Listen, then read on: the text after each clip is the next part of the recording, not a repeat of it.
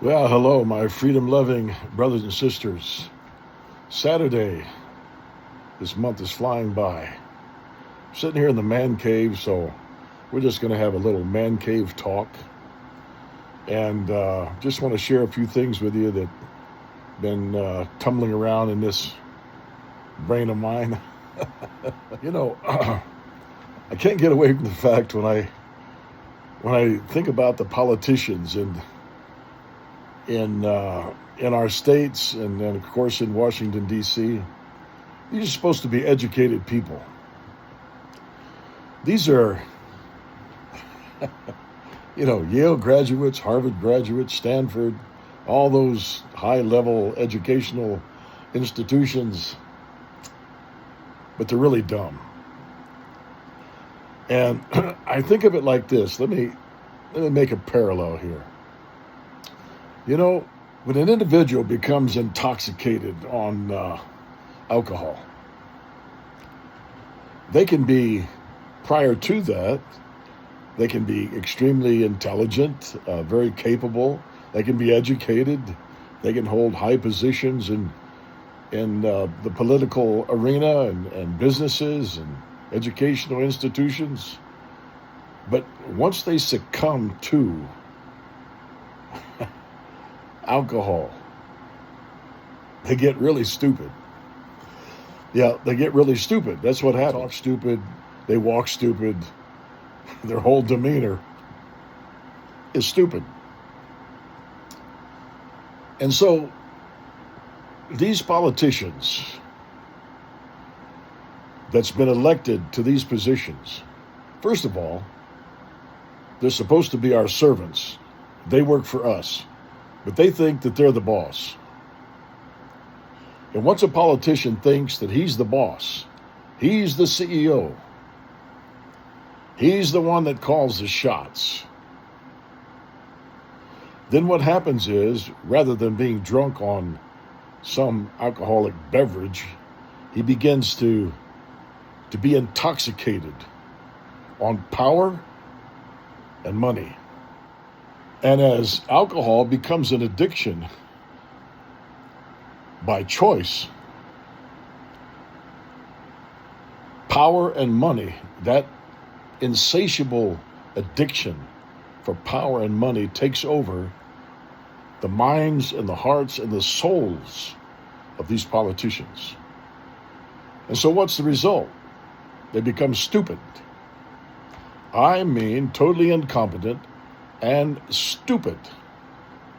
The oath that they took to protect and defend the Constitution of the United States, suddenly the words in those legal documents, and that's what they are, they're legal documents, because the Constitution is the supreme law of the land. It's a legal document. The Bill of Rights is a law of nature legal document. That's why it's worded the way it is. Suddenly, those words become blurred. It's like a drunkard. They can't drive safely. If you put a book before them, they couldn't read it. I doubt if they could hardly sign their name once that intoxication takes over. And the same way with these politicians. They become intoxicated, overcome with power and money. It's an addiction. They got to have more and more and more and more and more. You see the parallel?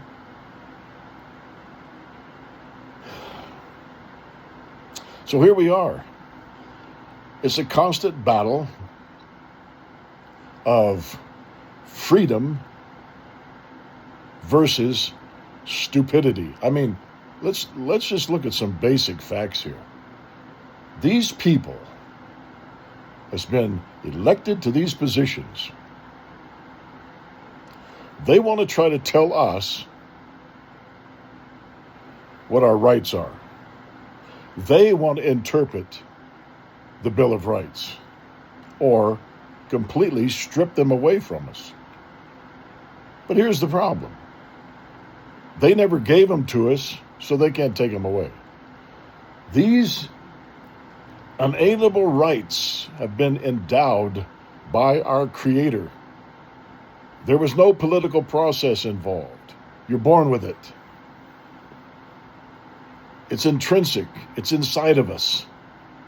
The law of nature is inside of us. To have life, liberty, and pursue happiness. We're born with that. There's no political party making that decision. So these scumbags, these political scumbags, have to be put in their place. We have to push back and put them in their place and say, look, you work for us. This is not a nation of tyranny. We don't care what other countries do. This is America.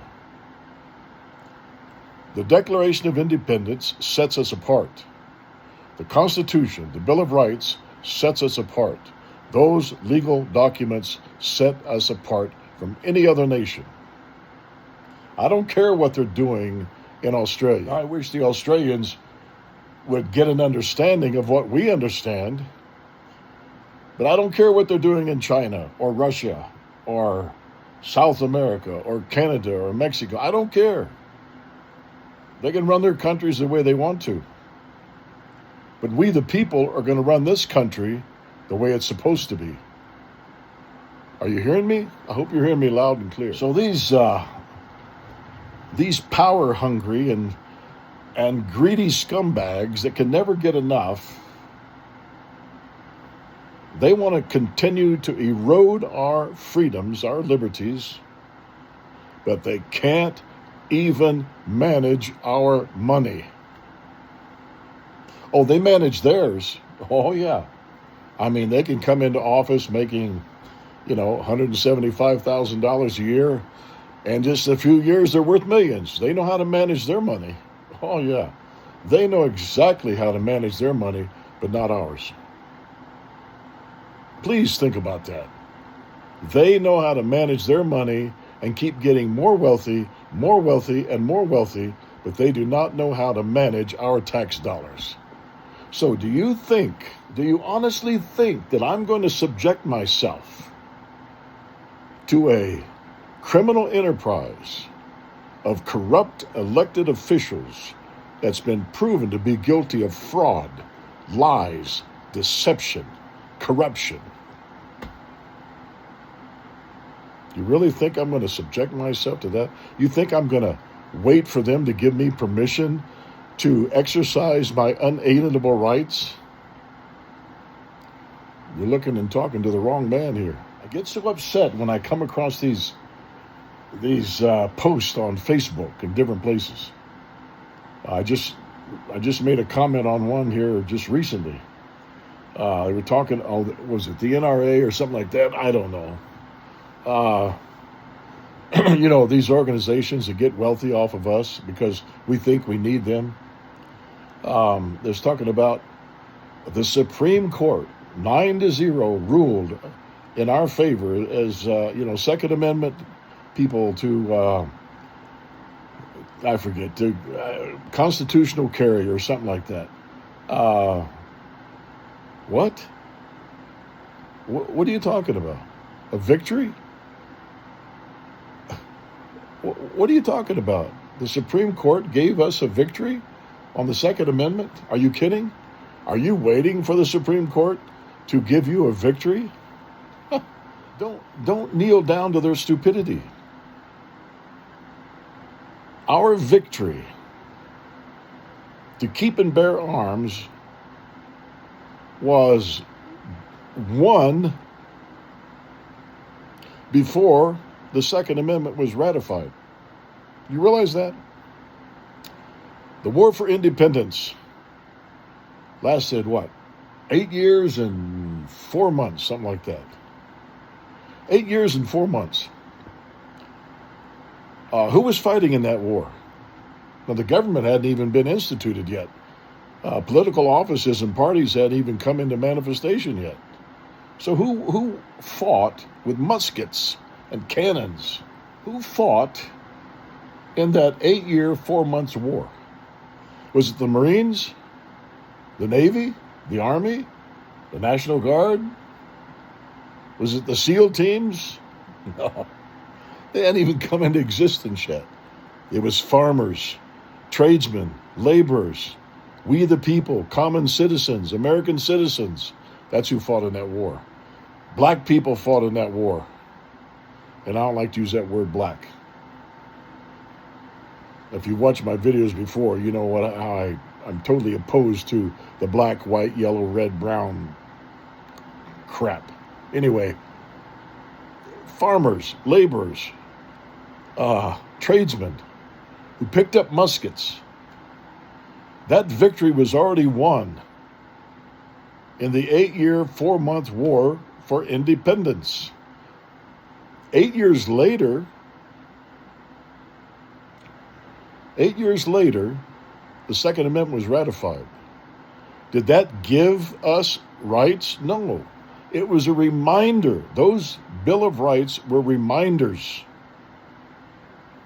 They were ratified to remind the United States government, keep your filthy scumbag hands off the rights of the people that's been given them by their Creator. It's real simple. Just reminders.